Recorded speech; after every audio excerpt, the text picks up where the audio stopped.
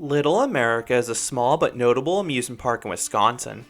While this park caters mostly to families, coaster enthusiasts will find a small collection of extremely rare roller coasters here. This park has such a unique feel, and I genuinely enjoyed my time here.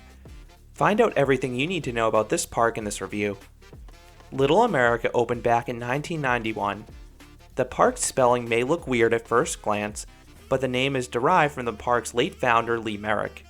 He previously was a livestock renderer and a dog food plant owner before building an amusement park as a passion project. Merrick acquired most of the park's attractions at auctions over the years. This had two benefits. One, it kept costs low. The park's three largest roller coasters were purchased for just a total of $45,000. That's a fraction of the cost of a flat ride, let alone a roller coaster. Two, it has allowed the park to have an unusual ride lineup with some attractions you barely see nowadays. The park is located in Marshall, Wisconsin, which has a population of just 4,000 people. The main section of the park is understandably small, spanning just 11 acres. But the park's signature ride goes well beyond the park's borders. The Whiskey River Railway is a miniature train ride that travels over 3 miles. Just to put in perspective how much ground this train covers, it occupies twice the acreage of Kings Island's Beast. Heck, this ride is a separate station at a campground. Now let's talk about the arrival experience. While the park doesn't have too many tall attractions, the Swiss Toboggan roller coaster runs along the main road to draw people in.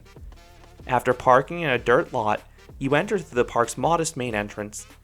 And this is one of those rare parks with free admission. Guests can then either pay per ride or purchase an all-day wristband. This park is super affordable. As of 2022, tickets cost just $2 each. Most rides cost just one ticket. Or you can buy a wristband. There are 4 levels priced by the height requirements, which is a brilliant way to do it. The kiddie wristband costs just $14. The cheapest band including all the roller coasters is $22. Then the most expensive band is $27, which includes the go-karts and miniature golf course. This park has a relaxed feel to it between the operations and crowds. I love the staff here. They seem to be on the older side, and I suspect they've had a lot of returnees over the years. If an employee didn't have anyone riding their attraction, they would socialize with guests walking down the midway. But the best employee was the guy working Meteor. This coaster gives 3 laps. He would tease riders after each lap whether they were getting another. And the ride has a brake lever that he would goofily release with his feet. That is something you would never see at a corporate park. The lack of lines gave the operators freedom to behave in this manner. I visited on a beautiful summer weekday, and the longest lines were just 5 to 10 minutes for the 3 biggest roller coasters. However, these lines all move very slowly due to the limited capacities of those major rides, so that could be an issue on a busy weekend. The only attraction I had to plan around was the train, which departs roughly every 35 minutes, and the train station posts the daily departure schedule for reference. The park doesn't look too flashy. In fact, it looks pretty dated because of the abundance of classic attractions, but it fits the overall vibe of the park. There also isn't much in terms of theming, outside of a random Mario statue in the center of the Tilt-A-Whirl. That made me chuckle, but this is one of those parks that doesn't really need theming to work. Moving on to the ride lineup, one of the most admirable aspects about this park is the attraction availability for younger guests. There are a whopping 15 rides for those under 36 inches tall, and anyone over 42 inches can experience all the attractions. I would have loved a park like this as a kid. This park has 4 different roller coasters, all of which were relocated. My favorite of the bunch was the Mad Mouse.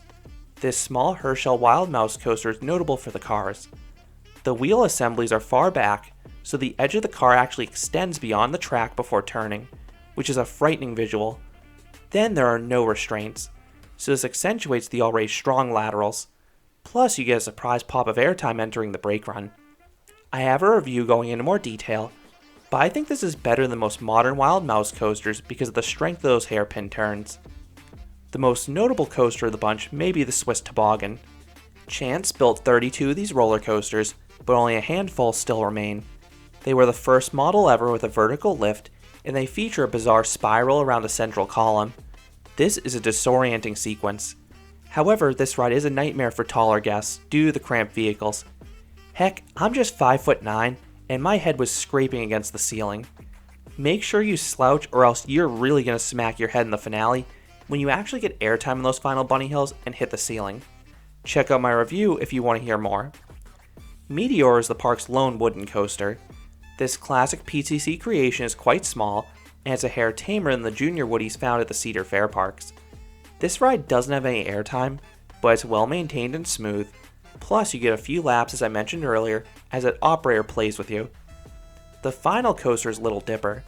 This Herschel kiddie coaster is a standard layout, but it's most notable for its setting overlooking a cemetery. It is one of the craziest views you can get on any ride. For flat rides, Little Amerricka is a small but balanced lineup. You have a cluster of kiddie rides, a few observation rides, and some family-friendly spinning rides. The most notable flat here is easily Test Pilot, a rare Eyerly Roloplane. This is the park's most intense attraction, as the ride nearly inverts before rotating riders upright at the very last second. For dark rides, Little Amerricka only has a simple walk through Haunted House. It's not too intense given the park's demographic, and it's worth noting this park doesn't have many indoor attractions, so beware on a day with storms in the forecast. For water rides, you also only have one option with a set of bumper boats. One area where this park excels though is in the observation ride department. You have a classic Ferris wheel, a monorail circling a large chunk of the park, and the aforementioned Whiskey River Railway. That train is a really long and scenic journey through the park, past farmland, and through a campground. I love this attraction. I can't speak to the quality of the other entertainment or food options at this park. I spent the entirety of my time riding the attractions. So do I recommend Little Amerricka? If you're nearby in Wisconsin, it is worth a pit stop, especially if you have young children. This park has such a unique atmosphere between the old rides and staff members. None of the coasters are world class, but they are models you will struggle to find elsewhere. I think this park is best for kids and families. There is plenty for them to do. And if you're a train enthusiast, the Whiskey River Railway is a must.